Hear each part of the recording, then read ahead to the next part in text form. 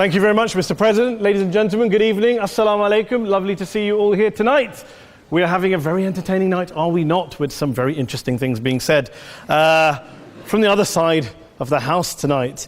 Let me begin by saying, as a Muslim, as a representative of Islam, I would consider myself an ambassador for Islam, a believer in Islam, a follower of Islam and its Prophet. So, in that capacity, let me begin by apologizing to Anne-Marie for the Bali bombings. I apologize for the role of my religion and me and my people, for the killing of Theo van Gogh, for 7/7. Yes, that was all of us. That was Islam, that was Muslims, that was the Quran. I mean, astonishing claims to make in the very first speech tonight, on a day like today, where the Conservative Prime Minister of the United Kingdom is having to come out and point out that these kind of views are anathema. And I believe you're trying to stand for the Labour Party to become an MP in Brighton. If you do, and you make these comments, I'm guessing you'll have the whip withdrawn from you, but then again, UKIP's on the rise, they'll take you, the BNP, they might have something to say about your views. This is what Mehdi Hasan always does. By the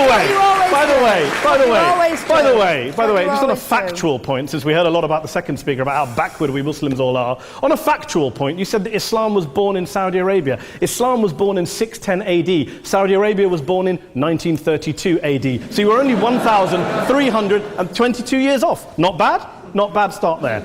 Talking of maths, by the way, a man named Al-Khawarizmi was one of the greatest mathematicians of all time, a Muslim, worked in the golden age of Islam.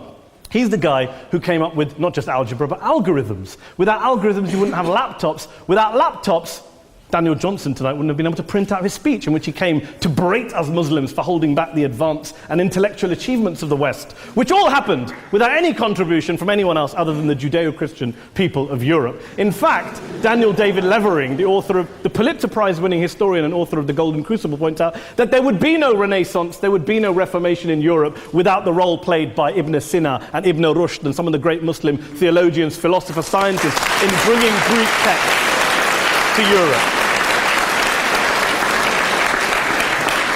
As for this being our university, I will leave that to the imagination as to who is our and who is there. I studied here too. An astonishing set of speeches so far making this case tonight. A mixture of just cherry-picked quotes, facts and figures, self-serving, selective, a farrago of distortions, misrepresentations, misinterpretations, misquotations. Daniel talked about my article in the New Statesman, which got me a lot of flack, where I talked about the anti-Semitism that is prevalent in some parts of the Muslim community, which indeed it is. Of course, I didn't say in that piece that it was caused by the religion of Islam. In fact, modern anti-Semitism in the Middle East was imported from, finish the sentence, Christian, Judeo-Christian Europe, where I believe some certainly bad things happened to the Jewish people. In fact, Tom Friedman, Jewish-American columnist in the New York Times, told me in this very chamber last week that he believed, had Muslims been running Europe in the 1940s, 6 million extra Jews would still be alive today. So I'm not going to take lessons in anti-Semitism from someone who's here to defend the Judeo-Christian values of a continent that murdered 6 million Jews. Moving swiftly on. Yes. Absolutely. Well, I'm about to make that point. No, I'm about to make that point. You're right. I agree with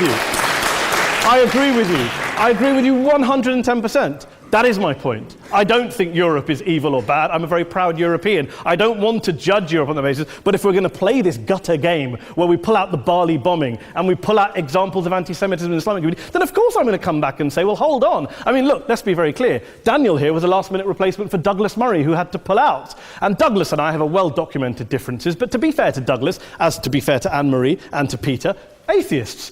Atheists see all religions as evil, violent, threatening. What the problem I have with Daniel's speech is that Daniel comes here to run this robust defense of Christianity, forgetting that his fellow Christians, people who said they were acting in the name of Jesus, gave us the Crusades, the Spanish Inquisition, the anti-Jewish pogroms, European colonialism in Africa and Asia, the Lord's Resistance Army in Uganda, not to mention countless arson and bomb attacks on abortion clinics in the United States of America to this very day. I would like a little bit of humility from Daniel first before he begins lecturing other communities and other faiths on violence, terror and intolerance.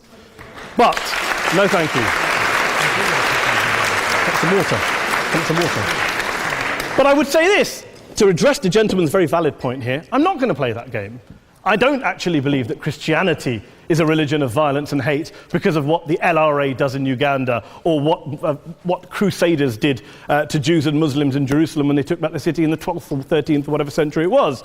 I believe that Christianity, like Islam, like pretty much every mainstream religion, is based on love and compassion and faith. I do follow a religion in which 113 out of the 114 chapters of the Quran begins by introducing the God of Islam as a God of mercy and compassion. I would not have it any other way. I don't follow a religion which introduces my God to me as a God of war, as some kind of Greek God of wrath, as a God of hate and injustice. Not at all. As Adam pointed out, you go through the Quran and you see the mercy and the love and the justice. And yes, you have verses that refer to warfare and violence. Of course it does. This is not a motion about pacifism. I'm not here to argue that Islam is a pacifistic faith. It is not.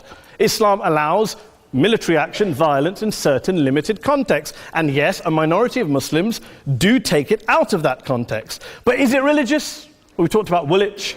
Daniel and Anne-Marie have suggested that it's definitely religion that's behind all of this. Well, actually,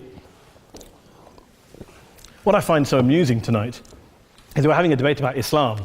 And the opposition tonight have come forward. We have a graduate in law, a graduate in modern history, a graduate in chemistry. And, you know, I admire all of their intellects and their abilities, but we don't have anyone who's actually an expert on Islam, a scholar of Islam, a historian of Islam, a speaker of Arabic, even a terrorism expert or a security expert or a pollster, let alone to talk about what Muslims believe or think. Instead, we have people coming here, putting forward these views, putting forward these sweeping opinions. Listen to Professor Robert Pape of the University of Chicago, one of America's leading terrorism experts, who, unlike our esteemed opposition tonight, studied every single case of suicide terrorism between 1980 and 2005, 315 cases in total. And he concluded, and I quote, "There is little connection between suicide terrorism and Islamic fundamentalism or any of the world's religions. Rather, what nearly all suicide terrorist attacks have in common is a specific secular and strategic goal to compel modern democracies to withdraw military forces from territory that the terrorists consider to be their homeland." And the irony is, when we talk about terrorism, the irony is that the opposition and the Muslim terrorists, the Al-Qaeda types, actually have one thing in common. Because they both believe that Islam is a warlike, violent religion. They both agree on that. They have everything in common. Osama bin Laden would be nodding along to everything he's heard tonight from the opposition side. He agrees with them. The problem is that mainstream Muslims don't. The majority of Muslims around the world don't.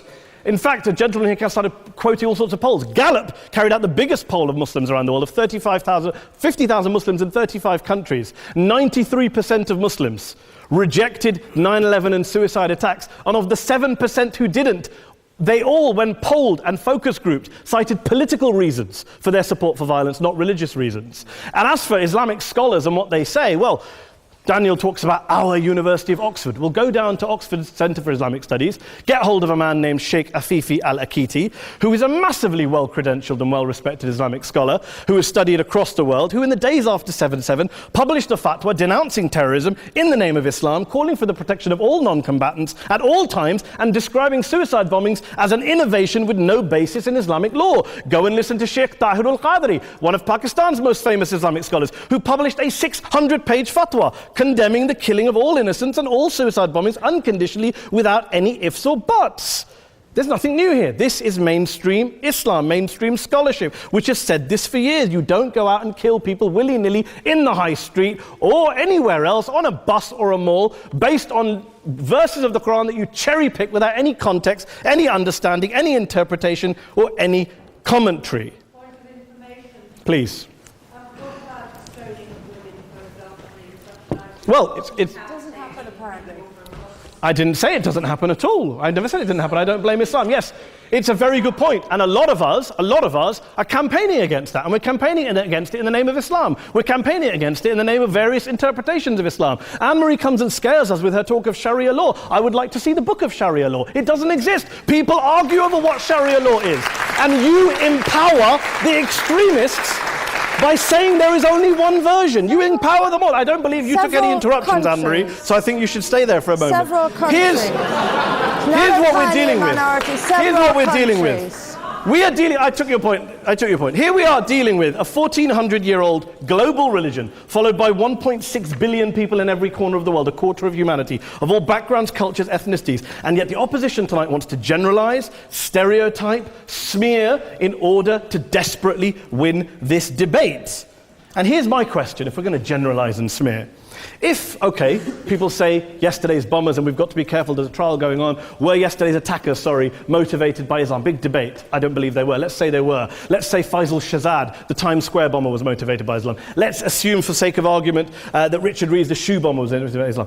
If Islam is responsible for these killings, if Islam is what is motivating these people, and Islam is therefore not a religion of peace, a religion of war, then ask yourself this question: why aren't the rest of us doing it? Why is it such a tiny minority of Muslims are interpreting their religion in the way that the opposition claim they are? Let's assume there are 16,000 suicide bombers in the world. There aren't. Let's assume there are for the sake of argument. That's 0.001% of the Muslim population globally. What about the other 99.99% of Muslims who the opposition tonight either ignore or smear? The reality is that the rest of us aren't blowing ourselves up tonight. The reality is that the opposition came here tonight not worried about the fact that me and Adam might pull open our jackets and blow ourselves up tonight because we're followers of a warlike warrior religion which wants to take over Europe and Daniel's university.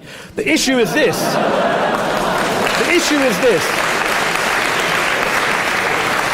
Unless the opposition can tell us tonight, and Peter Atkins is here, one of our great atheist intellectuals, can tell us tonight, can answer this question tonight: why don't the vast majority of Muslims around the world behave as violently and aggressively as a tiny minority of politically motivated extremists? Then they might as well give up and stop pretending they have anything relevant to say about Islam or Muslims as a whole. Ladies and gentlemen, let me just say this to you. Think about what the opposite of this motion is.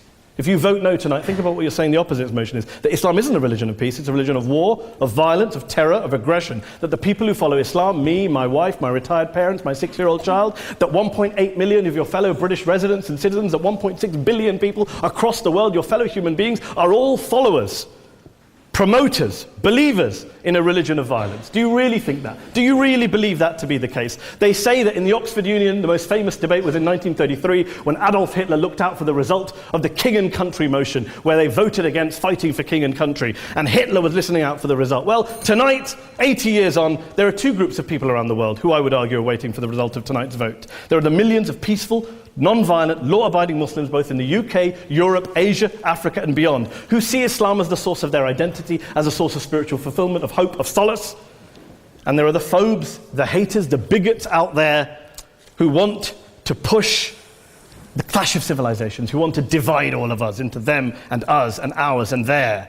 Ladies and gentlemen, I urge you all not to fuel the arguments of the phobes and bigots. Don't legitimize their divisions. Don't legitimize their hate. Trust those Muslims who you know, who you've met, who you hear, who don't believe in violence, who do want you to hear the peaceful message of the Quran as they believe it to be taught to the majority of Muslims, the Islam of peace and compassion and mercy, the Islam of the Quran, not of Al-Qaeda. Ladies and gentlemen, I beg to propose this motion to the House. I urge you to vote yes tonight. Thank you very much for your time.